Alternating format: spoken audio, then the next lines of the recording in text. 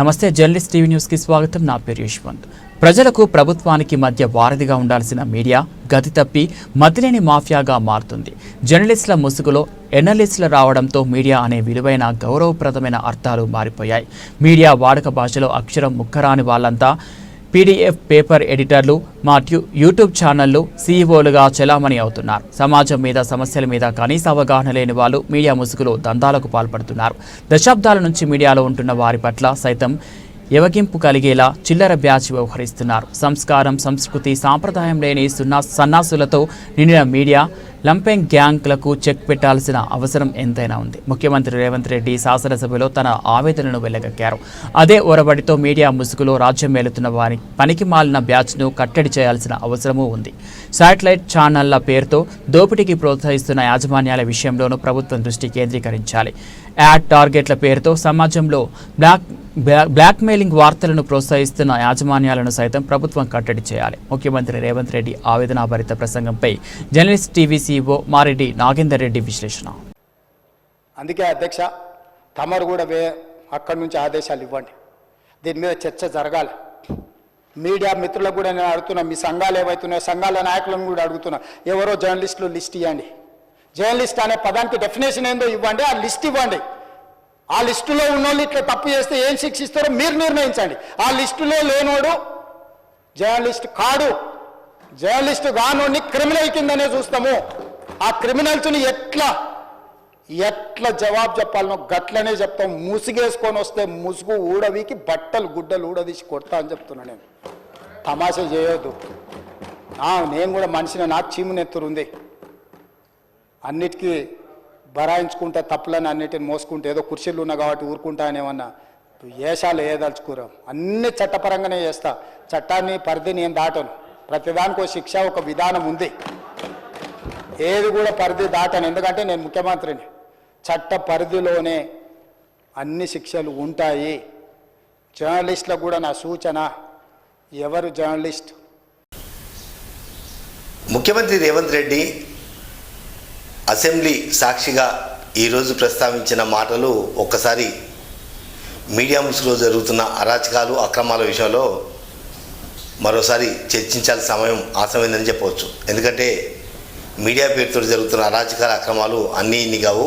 గ్రామస్థాయి నుంచి మొదలుకొని రాష్ట్ర స్థాయి వరకు ఎవరికి వాళ్ళు ఒక మీడియా ముసుగేసుకొని బ్లాక్మెయిలింగ్ సిస్టమ్కి అలవాటు పడిపోయారు.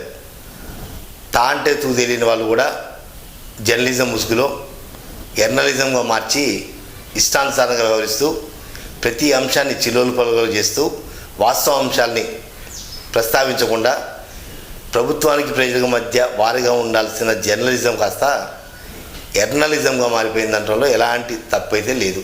అలా అని యూట్యూబ్ పేరుతోటి లేదా పీడిఎఫ్ పేపర్లతోటి ఇతరత్ర మీడియా సంస్థల పేరుతోటి ఇష్టానుసారంగా వ్యక్తులను దూషించి వ్యక్తిత్వాన్ని హననం చేసే విధంగా ప్రవర్తించడం కూడా సరైన పద్ధతి కాదు. వాస్తవంగా ప్రభుత్వ వైఫల్యమే మీడియా జుగుప్సాకరంగా మారడానికి ప్రధాన కారణమని చెప్పవచ్చు. ఎందుకంటే ఫైర్వీ చేస్తే ఒక పత్రికకు 10 ఎకరేజ్ కట్టేయటం, వ్యాపారం చేసుకోవటం, హైదరాబాద్లో 25,000 రూపాయలు పెడితే బజార్ మార్కెట్లో కూరగాయలు దొరికినట్టుగా అక్రిడేషన్ కార్డు దొరుకుతున్న నేపథ్యం ఉంది. అంటే ప్రభుత్వం తప్పుతో పాటు ప్రభుత్వ ఆధీనంలో ఉన్న ఐఎన్పిఆర్ శాఖ చేస్తున్న నిర్వాహకాల వల్ల ఈ రకమైన విచ్చలవిడితనం పెరిగిపోతుంది. వాస్తవంగా మీడియా అనగానే ఓ జర్నలిస్ట్ అనగానే అక్రిడేషన్ ఉందా లేదని అడుగుతున్నారు. కానీ అక్రిడేషన్ కాస్త సంతలో కూరగాయలు దొరికినట్టుగా 25,000 30,000 రూపాయలకు హైదరాబాద్లో దొరకడంతో విచ్చలవిడి వ్యవస్థకు ఆస్కారం ఏర్పడ్డది. అసలు మీడియా అంటే ఏంటి, జర్నలిజం అంటే ఏంటి, అసలు స్ట్రింగర్ ఏంటి, కంట్రిబ్యూటర్ ఏంటి, ఇవేమి తెలియని అర్థం పర్థం లేని వ్యక్తులందరూ కూడా తామేదో విరోచితమైన జర్నలిజం చేస్తామంటూ మీడియా రంగంలోకి రావటం, 50 రూపాయల నుంచి మొదలుకొని 5 లక్షల దాకా బ్లాక్మెయిల్ చేయటం, అసలు సబ్జెక్టే తెలియకుండా అసలు జెన్యూనా కాదా, అసలు అవతల వాళ్ళు చెప్తున్నది నిజమా అబద్ధమా, ఎలాంటి క్రాస్ చెక్ చేయకుండా ఏకపక్షంగా ఎవరికి డబ్బులు ఇస్తే వాళ్ళకు మాటలు మోసే విధంగా మీడియా తయారవడంతో ఈరోజు ఏదైతే ముఖ్యమంత్రి రేవంత్ రెడ్డి కుటుంబం మీద హననం చేసే విధంగా పల్స్ మీడియా ప్రజల్లోకి తీసుకెళ్లే ప్రయత్నం చేసిందో వెనక బీఆర్ఎస్ ఉన్నా ఏ పార్టీ ఉన్నా అది సరైన విధానం అయితే కాదు. వాస్తవంగా మీడియా అనేది ప్రజల తరఫున ప్రజా గొంతుకగా నిలవాల్సిన మీడియా కాస్త పైసల మీడియాగా తయారైపోయింది.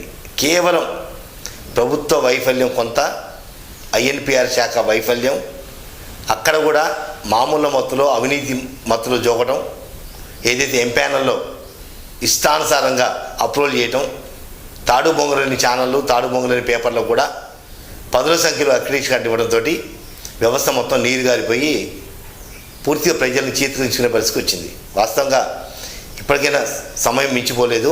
ముఖ్యమంత్రి రేవంత్ రెడ్డి ఏదైతే ఈరోజు సభలో ప్రస్తావించారో వ్యక్తిత్వాన్ని హననం చేసే విధంగా, వ్యక్తిని ద్వేషించే విధంగా, విలువలు పూర్తిగా రోడ్డును పడే విధంగా మాట్లాడితే ఎంతటి వారినైనా బట్టలిప్పి ఓడదీసి కొడతామని ఏదైతే అన్నారో దాంట్లో తప్పేమీ లేదు. అది సరైన పదమే. ఇప్పటికైనా ముఖ్యమంత్రి రేవంత్ రెడ్డి వాస్తవంగా మీడియాలో ఎవరికి అక్రిడేషన్ ఇవ్వాలి, ఎవరు అర్హులు అనే దాంట్లో కొంత నియమ నిబంధనల విషయాలలో ఆచితూచి అడుగు వేయాల్సిన అవసరం ఎంతైనా ఉంది. ఏదైనా ప్రభుత్వ వైఫల్యాన్ని ఎత్తి చూపడంలో తప్పు లేదు, లేదా ప్రభుత్వ అధికారుల అవినీతిని ఎత్తి చూపడంలో తప్పు లేదు. కానీ వ్యక్తిని హననం చేసే విధంగా లేదా కుటుంబాన్ని హననం చేసే విధంగా పరుష పదజాలం వాడటం అనేది సహేతుకమైంది. ఎవరైనా సరే, ఎంతటి వారైనా సరే శిక్షించాల్సిన బాధ్యత ప్రభుత్వంపై ఉంది. అటువంటి వాటిని ఏరి కోరి అటువంటి వ్యక్తులను పూర్తిగా సంస్కరించి ఓ సంస్కారవంతమైన మీడియాను నెలకొల్పాల్సిన బాధ్యత ప్రతి ఒక్కరి మీద ఉంది.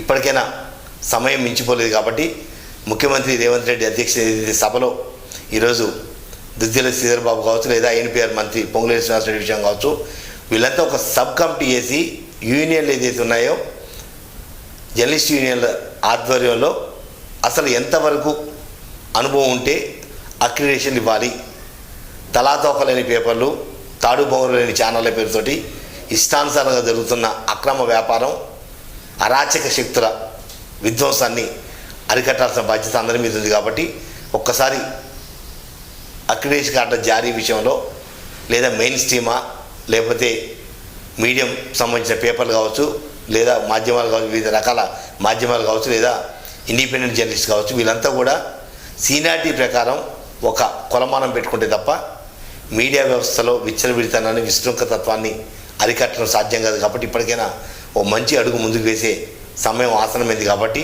ఆ దిశగా ముఖ్యమంత్రి రేవంత్ రెడ్డి అడుగులు ముందుకు వేసి సంస్కారవంతమైన జర్నలిజం కొనసాగే విధంగా, కుసంస్కారవంతమైన పదాలు లేకుండా ఒక మంచి మీడియా